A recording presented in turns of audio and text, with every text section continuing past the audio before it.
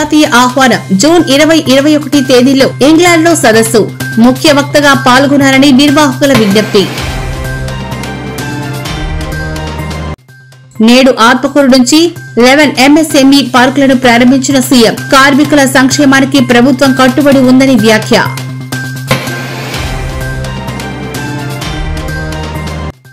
ఆర్టీసీని కాపాడుకునే బాధ్యత మీదే, సమ్మె విరమించుకోవాలంటూ ఆర్టీసీ కార్మికులకు రేవంత్ విన్నపం.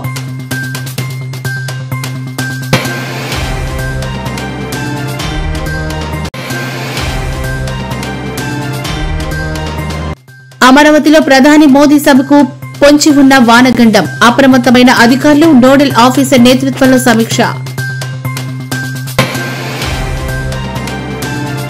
బీఆర్ఎస్ వర్కింగ్ ప్రెసిడెంట్ కేటీఆర్ మరో ప్రతిష్టాత్మక అంతర్జాతీయ వేదికపై ప్రసంగించనున్నారు. జూన్ 20-21 తేదీల్లో ఇంగ్లాండ్లో జరిగే ఆక్స్ఫర్డ్ ఇండియా ఫోరం వార్షిక సదస్సులో ముఖ్య వక్తగా పాల్గొనాలని నిర్వాహకులు ఆయన్ను ప్రత్యేకంగా ఆహ్వానించారు. భారతదేశ ప్రగతి ప్రస్థానం, తెలంగాణలో అమలు చేసిన వినూత్న విధానాలు, సాంకేతికత ఆధారిత అభివృద్ధి నమూనాపై కేటీఆర్ తన అనుభవాలను, ఆలోచనలను పంచుకోనున్నారు.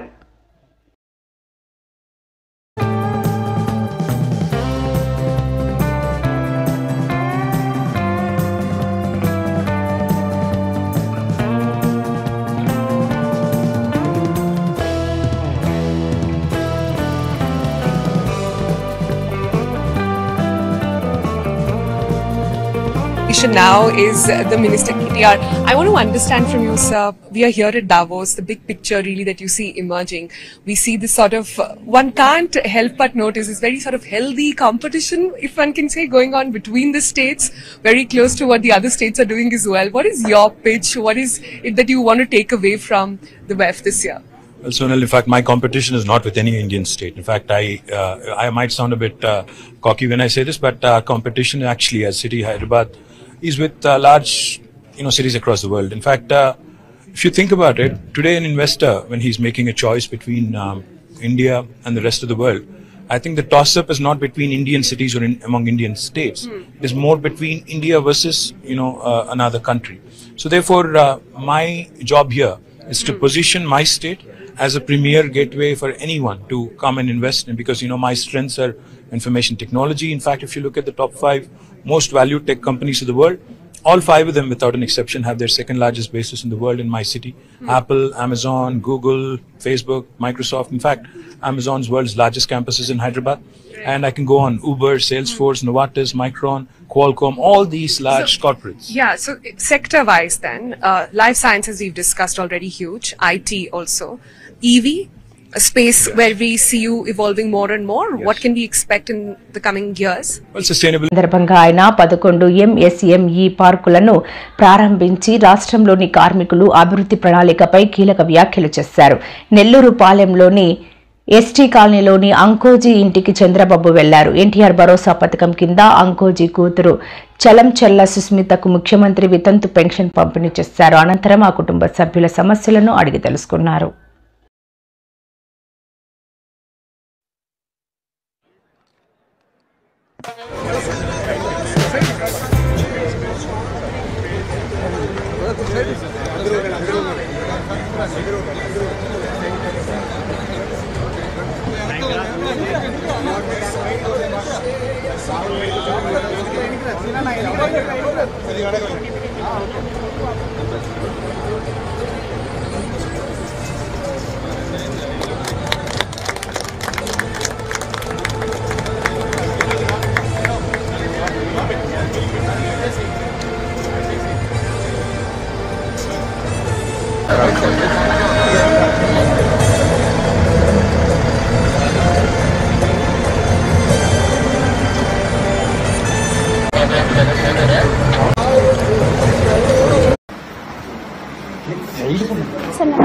నమస్కారం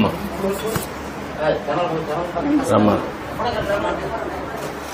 నీ పేరేంటమ్మా? కూర్చో.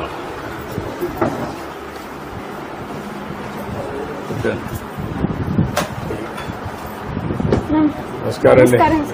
నమస్తే అమ్మా. మేము మా ఇంటికి వచ్చినాక చాలా హ్యాపీగా ఉంది సార్. ఓకే అమ్మా, గుడ్. వీళ్ళు ఈవెన్ టైం కూడా మా కోసం ఇంత టైంలో కూడా మా ఇంటికి రావడం చాలా పండగలాగా అనిపిస్తారు. నువ్వు చిన్న ఇండస్ట్రీ పెట్టుకుంటావా? ఏదైనా డబ్బులు అవన్నీ ఇప్పిస్తే, లోన్ అవన్నీ ఇప్పిస్తే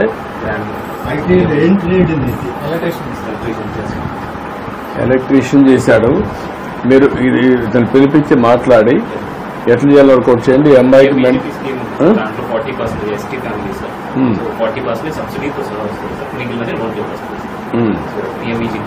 ఎంత వస్తుంది మనకు అది సబ్సిడీ?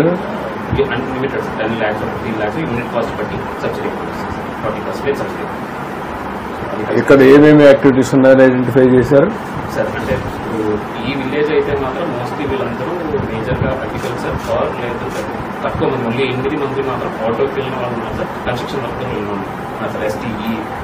ఎస్టీ హ్యాబిటేషన్ మేజర్గా అగ్రికల్చర్ వర్క్ లేదంటే ఇది కొంత వర్క్ కన్స్ట్రక్షన్ వర్క్ కూలి పనికి వెళ్ళిన వాళ్ళు ఉన్నారు. ఇక్కడ ఉన్న ఏజ్ గ్రూప్ ట్రాక్టర్ డ్రైవర్లుగా, ఆటో డ్రైవర్లుగా అట్లున్నా సార్. ఎవరికి ఓన్ వెహికల్ అది పట్టణ గ్రామంలో రైతులు కానీ నాయుడు గారు కానీ వాళ్ళ వెహికల్స్కి వీళ్ళు లేబరర్స్గా డ్రైవర్గా డైలీ కూలి 700 రూపాయలు ఇస్తారు డ్రైవర్కి. అలాంటిది ఏమైనా చేయగలుగుతావా? చేసుకోగలుగుతారా మీరు ఇద్దరు ముగ్గురు కలిసి? ఆటో ఇది ట్రాక్టర్ కొనిస్తే వ్యవసాయం కానీ అటువంటిది చేయలేవా? పనులు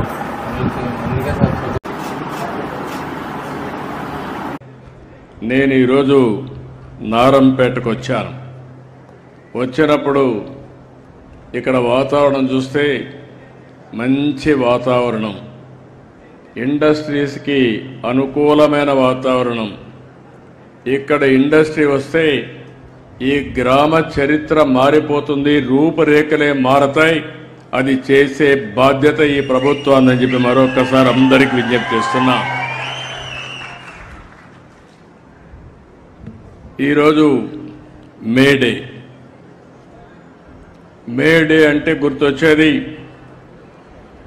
కర్షక కార్మికులందరూ గుర్తొస్తారు. కష్టజీవులను గుర్తు చేసుకునే సమయం. అందుకనే ఈరోజు ప్రపంచం మొత్తం మే 1న మనం అందరం మేడే ఉత్సవాలు జరుపుకుంటాం. దీనికి కారణం కార్మికులకు సంఘీభావాన్ని తెలియజేసి కార్మికులను దోపిడీ చేయనీయకుండా అనునిత్యం వారి తరపున పోరాడి వారికి న్యాయం చేయడం కోసం పునరంకితం అవుతాం. పేదవాళ్ళు ఉన్నారు, 100 రోజులు పని కల్పించే కార్యక్రమానికి శ్రీకారం చుట్టారు. ఇవన్నీ కూడా ఒక చరిత్ర. ఇప్పుడే నేను వెళ్ళొచ్చాను. ఒక భవన నిర్మాణ కార్మికులు మంచి కళ్యాణ మండపం కడతా ఉంటే, కమ్యూనిటీ హాల్ కడతా ఉంటే పోయి చూసి వచ్చాను. వాళ్ళ కష్టాలు అధ్యయనం చేశాను. మంచి మధ్యాహ్నం కూడా ఎండలు విపరీతంగా ఉన్నాయి. ఇక్కడ కూర్చుంటేనే చెమట్లు పడుతున్నాయి. అలాంటప్పుడు అక్కడికి పోయినప్పుడు ఎండలో నిలబడుకొని అందులో కూడా ఏవైతే ఇనుప రాడ్లు పట్టుకొని చేయబట్టుకుంటే కాలిపోతాయి, అలాంటప్పుడు కూడా వాళ్ళు పనిచేస్తున్నారంటే అలాంటి కార్మికులను ఆదుకునే బాధ్యత మనందరిది. ఈ ప్రభుత్వం తప్పకుండా చేస్తామని.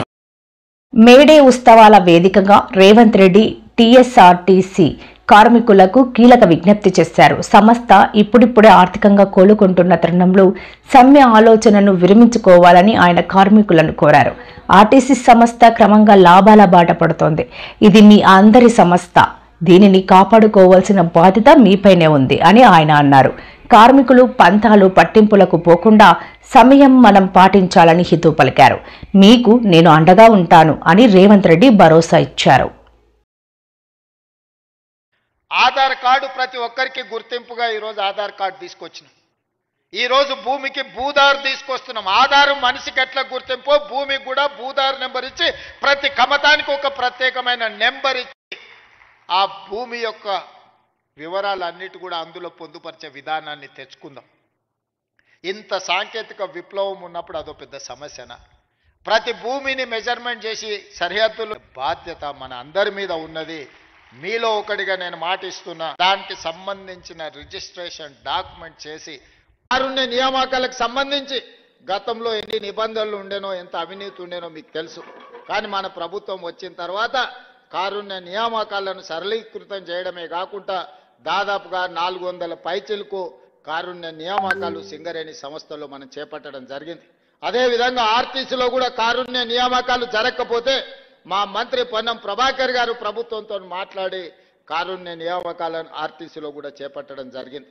ఈ రకంగా ఆర్టీసీ కార్మికులకు అండగా నిలబడడానికి గత 10 రోజులుగా వాళ్ళు చేస్తున్న సమ్మెలో కాంగ్రెస్ పార్టీ కార్యకర్తలు నాయకులం అందరం కూడా భాగస్వాములమై వాళ్లకు నైతికంగా అదేవిధంగా సమ్మె అకాల వర్షాలు వడగళ్ల వానతో నష్టపోయిన రైతులను ఆదుకోవడంలో ప్రస్తుత ప్రభుత్వం పూర్తిగా విఫలమైందని వినాష్ రెడ్డి విమర్శించారు.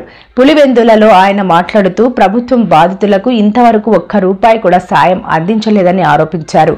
630 మంది రైతులకు పార్టీ తరపున హెక్టారుకు ₹20,000 చొప్పున ఆర్థిక సాయం అందించేందుకు జగన్ ఆమోదం తెలిపారని వెల్లడించారు. మొత్తం 1.30 కోట్ల డీడీల రూపంలో రైతులకు అందజేస్తామని స్పష్టం చేశారు.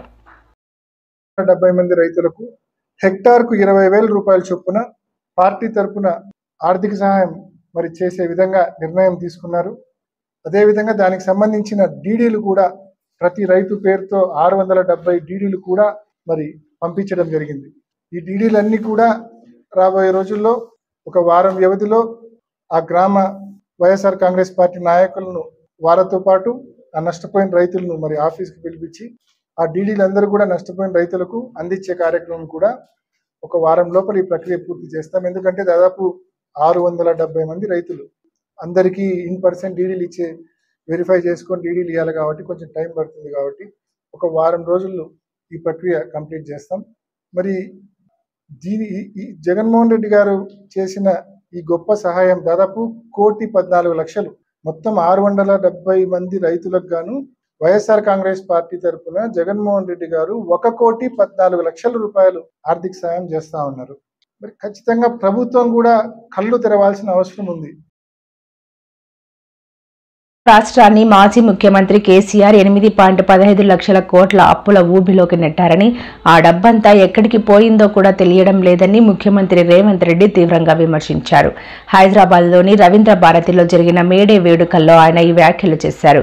కేసీఆర్ ప్రభుత్వం చేసిన అప్పులకు వడ్డీలు చెల్లించడానికే తమ ప్రభుత్వం కొత్తగా 1.58 లక్షల కోట్ల రుణం తీసుకోవాల్సిన పరిస్థితి ఏర్పడిందని ముఖ్యమంత్రి ఆవేదన వ్యక్తం చేశారు. 1/12/2023 నుంచి 28/2/2025 మన ఫిబ్రవరి 28 తారీఖు వరకు లెక్క ఇది నేను చెప్పేది. 1,58,041 కోటి అప్పు తెచ్చినాం అధ్యక్ష. నేను మా ఉప ముఖ్యమంత్రి మా మంత్రివర్గ సభ్యులను కలిసి మేము తెచ్చిన అప్పు. ఇందులో ప్రిన్సిపల్ అమౌంట్ పెయిడ్ అంటే చంద్రశేఖరరావు గారు చేసి పెట్టిన అప్పుకి మేము చెల్లించింది 88,591 కోటి. మళ్ళీ చెప్తున్నా అధ్యక్ష, చంద్రశేఖరరావు గారు తెచ్చిన అప్పులకు అసలు 88,591 కోటి మేము చెల్లించినాం. అదేవిధంగా మిత్తి 1/12/2023 నుంచి 28/2/2025 వరకు 64,768 కోట్ల రూపాయలు మిత్తి చెల్లించినాం అధ్యక్ష. అసలేమో 88,591 కోట్లు, మిత్తి 64,768 కోట్లు, మొత్తం కలిపి సరాసరి 1,53,359 కోట్లు చంద్రశేఖరరావు గారు చేసిన అప్పుకు అసలు మిత్తి కలిపి 15 నెలల్లో మేము చెల్లించినాం అధ్యక్ష. నిక్కరంగా మేము చేసిన అప్పు 4,682. వారు పెట్టిపోయిన లయబిలిటీని, వారు మాకు అందించిన ఒక జాడ్యాన్ని అప్పులు చెల్లించడం కోసం, అసలు చెల్లించడం కోసం, మిత్తి చెల్లించడం కోసం మళ్ళీ అప్పులు చేసి ఆ అప్పులను చెల్లించాల్సిన పరిస్థితి. ఈరోజు మేము చెల్లించింది పక్కన పెట్టి 1,52,000 కోట్ల అప్పు చేసిండ్రు, లేకపోతే 1,20,000 కోట్ల అప్పు చేసిండ్రు. మా మీద బురద చల్లే ప్రయత్నం చేస్తున్నారు. రాజధాని అమరావతి అభివృద్ధి పనుల పునఃప్రారంభ కార్యక్రమానికి హాజరు కావాలని వైసీపీ అధినేత జగన్ కు రాష్ట్ర ప్రభుత్వం ఆహ్వానం పంపింది. రేపు జరగనున్న ఈ కార్యక్రమానికి ప్రధానమంత్రి నరేంద్ర మోదీ హాజరు కానున్నారు. ప్రభుత్వ ప్రోటోకాల్ అధికారులు నిన్న సాయంత్రం తాడేపల్లిలోని జగన్ నివాసానికి వెళ్లి ఆహ్వాన పత్రికను అందించే ప్రయత్నం చేశారు. ఆ సమయంలో జగన్ ఇంట్లో అందుబాటులో లేకపోవడంతో ఆయన పీఏకే నాగేశ్వరరావు రెడ్డికి ఆహ్వాన పత్రికను అందజేశారు.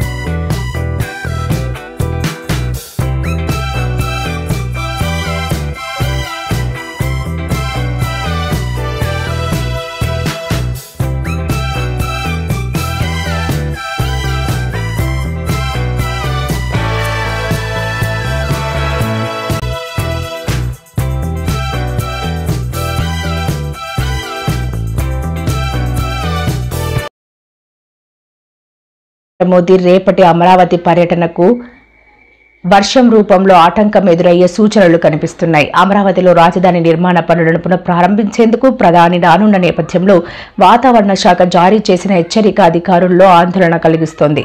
ఈ కార్యక్రమానికి లక్షల సంఖ్యలో ప్రజలు హాజరవుతారని అంచనా వేస్తున్న తరుణంలో వర్షం ముప్పు పొంచి ఉండటంతో యంత్రాంగం అప్రమత్తమైంది.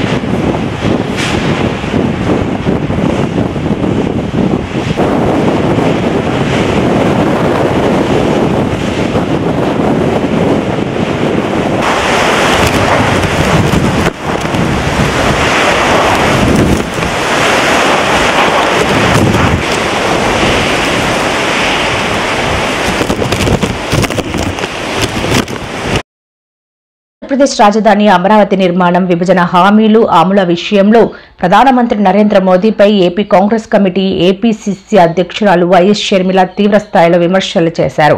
గతంలో ఇచ్చిన హామీలను గుర్తు చేస్తూ అమరావతి మట్టిని ప్రధానికి బహుమతిగా పంపుతున్నట్లు ఆమె సంచలన వ్యాఖ్యలు చేశారు. మోదీ గారు, ఈసారైనా అమరావతి నిర్మాణం జరుగుతుందా లేక మళ్లీ మట్టి మాత్రమేనా అంటూ షర్మిల సూటిగా ప్రశ్నించారు. అడుగుతున్నాం, ఎవరు చేసింది ఇది? ఎవరు చేశారండి ఇది?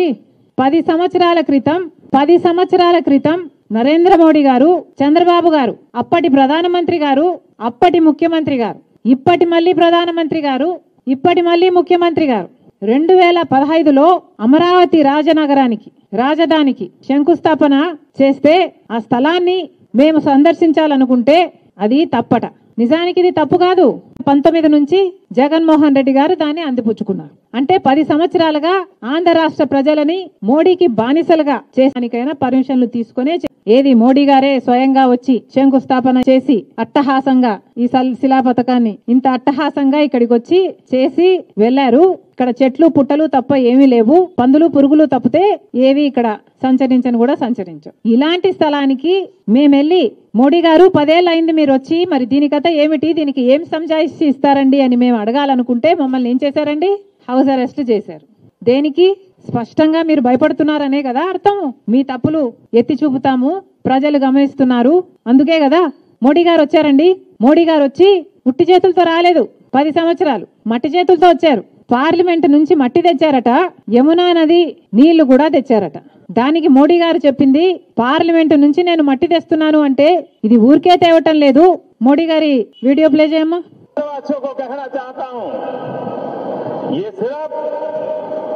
संसद परिसर की मिट्टी या यमुना जी नदी का जल इतना ही नहीं है, ये तो एक प्रकार से देश की राजधानी సంవత్సరాలలో కనీసం 10,000 కోట్లైనా ఇచ్చారా? పోనీ 5,000 కోట్లైనా ఇచ్చారా? ఏం చేశారు? 10 సంవత్సరాలుగా ఈ మాటలు చెప్పి శంకుస్థాపన చేసి అన్ని మరచి ఆంధ్ర రాష్ట్రంలో ప్రజలను మోసం చేసి ఇప్పుడు మళ్ళీ ఏ ముఖం పెట్టుకుని వస్తున్నారు మోడీ గారు అని అడుగుతున్నా. 10 సంవత్సరాల క్రితం రాజధాని బాధ్యత అంతా అదే అన్నారు మోడీ గారు, విస్మరించారు, మన నోట్లో మట్టి కొట్టిపోయారు, ఇప్పుడు సున్నం కొట్టడానికి వస్తున్నారా?